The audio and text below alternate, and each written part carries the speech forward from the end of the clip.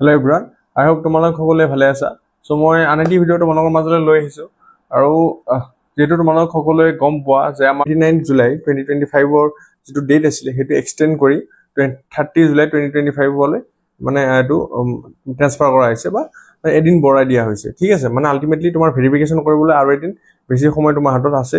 Okay, so যিখিনি ষ্টুডেণ্টছে হয়তো verification কৰিবলৈ কিছুমান ষ্টুডেণ্টছে দূৰৰ পৰা আহে, তো তেওঁলোকৰ কাৰণে এইটো এটা ভাল খবৰ যে আৰু এদিন পাই গ'ল। এতিয়া মই যদি ছেকেণ্ড কাউন্সিলিঙৰ কথা ক'বলৈ যাওঁ, তোমালোক যিখিনি ষ্টুডেণ্টছৰ ফাৰ্ষ্ট কাউন্সিলিঙৰ এলটমেণ্টত অলৰেডি ভেৰিফিকেশ্যন হৈ গৈছে, তো তেওঁলোকৰ কাৰণে এইটো অবভিয়াছলি মানে তেওঁলোকে আহিব নালাগে ছেকেণ্ড কাউন্সিলিঙৰ এলটমেণ্টত।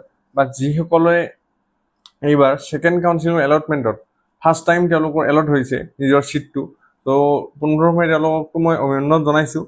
আৰু লগতে অবভিয়াছলি তোমালোকে নিশ্চয় আহিছা, চ' কাৰণ তোমালোকে নিজেও গম পোৱা যে ভেৰিফিকেশ্যন কৰাৰ পিছতে ছিটটো একচেপ্ট কৰা হয়। ঠিক আছে, চ' যিখিনি ফাৰ্ষ্ট কাউন্সিলিঙৰ এলটমেণ্ট হৈ গ'ল তেওঁলোকে ছিট পালে, সেইখিনিতো বহুত আগতে হৈ গ'ল।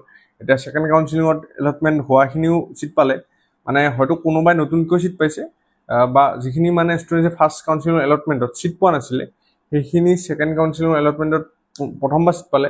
আৰু কিছুমান এনেকুৱা আছে যোনে ফাৰ্ষ্ট কাউন্সিলিঙৰ এলটমেণ্টত নিজৰ ছিটটো ফ্ৰিজ কৰা নাছিলে, আপগ্ৰেড কৰিছিলে, তো তেওঁলোকেও এটা নতুন ধৰণৰ ছিট পাইছে বা হয়তো আগৰ ছিটটো আছে।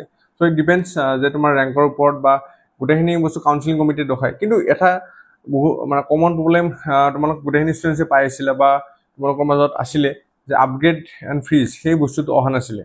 বাট যিখিনি আমি গম পাইছোঁ বহুতখিনি ষ্টুডেণ্টছে অলৰেডি নিজৰ ৱেবছাইটত সেইটো বস্তুটো পাইছে। প্ৰায় 28 জুলাই 2025 আবেলিৰ পৰা সেই বস্তুখিনি খোল খাইছে, মানে যোৱাকালিৰ পৰা বস্তুখিনি কিছু খোল খাইছে বুলি আমি গম পাইছোঁ। কাৰণ বহুতখিনি ষ্টুডেণ্টছে সেই অপশ্যনকেইটা পাইছে। আৰু কিছুমান এনেকুৱা আছে যাৰ হয়তো ৱেবছাইটত এতিয়াও আছে যে কলেজ আণ্ডাৰ ৰিভিউ, মানে তোমাৰ অপশ্যনটো মানে কলেজখনে এতিয়াও ৰিভিউ কৰি আছে যে তুমি আগলৈ পাবা নে নাই। বাট আই হোপ যে তোমালোকে সেই অপশ্যনখিনি পোৱা, আপগ্ৰেড ফ্ৰিজ। কাৰণ কিয় তোমালোকে জানা যে ভেৰিফিকেশ্যনৰ পিছত তোমালোকে ছিটটো এটা লাষ্ট ষ্টেপ থাকি যায়, সেইটো হ'ল যে আপগ্ৰেড বা ফ্ৰিজ। চ' এতিয়া সেইখিনি অপশ্যন তোমালোকে আহিব লাগে, কাৰণ আজি 29 জুলাই হয় আৰু তোমালোকে গম পোৱা যে 4 আগষ্টত আমাৰ আকৌ ইফালে থাৰ্ড কাউন্সিলিং এলটমেণ্টৰ ৰিজাল্ট আহিব।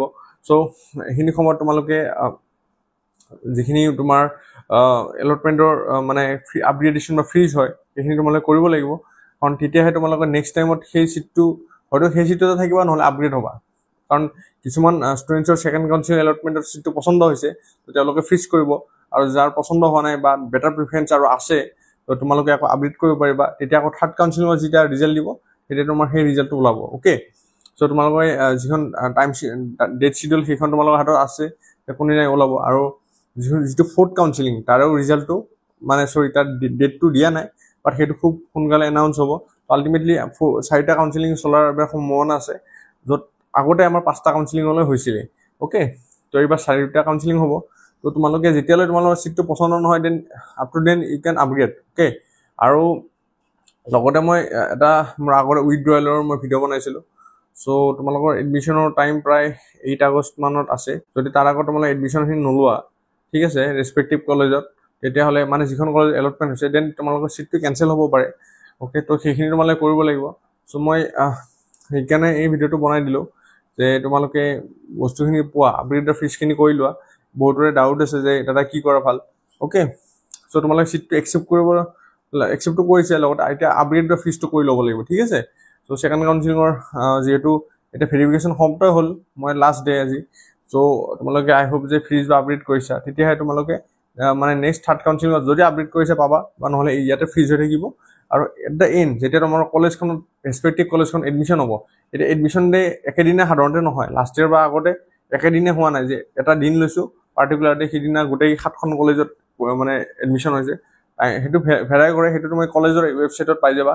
বাট কলেজৰ ৱেবছাইটত যেতিয়া পাবা তেতিয়া সেই সময়ত তুমি যাব লাগিব, তাৰপিছতে ফাইনেল এডমিশ্যন হ'ব।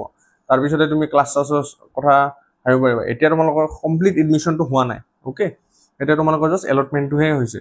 চ' আৰু এটা ফাইনেল ষ্টেপ বাকী আছে। চ' মই এইটো জানো তোমালোকক মই এই ভিডিঅ'টো বনাই দিলোঁ। আই হোপ তোমালোকে গোটেইখিনি বস্তু বুজিছা। অ'কে, আৰু যদি কিবা কিবি ডাউট থাকে মই নিশ্চয় বনাই দিম। ইভেন মই থাৰ্ড কাউন্সিলিঙৰ যিটো এলটমেণ্ট হ'ব তাৰ আগতো লাগিলে মই ভিডিঅ' বনাম, আৰু লগতে এটা স্পট কাউন্সিলিঙৰ ভিডিঅ' বনাম। কাৰণ বহুতখিনি ষ্টুডেণ্টছে হয়তো মানে এনেকুৱা হ'ব থাৰ্ড আৰু যিহেতু এতিয়া চোৱা দুটা এলটমেণ্ট হৈ গ'ল আৰু দুটা এলটমেণ্ট আছে, দুটা এলটমেণ্টত যোনে নাপায় চ' তেওঁলোকৰ কাৰণে লাষ্ট অপশ্যন থাকিব স্পট কাউন্সিলিং। চ' সেইখিনিও বনাই দিম। চ' আজিলৈ ভিডিঅ'টো ইয়াতে সামৰিলোঁ। ধন্যবাদ।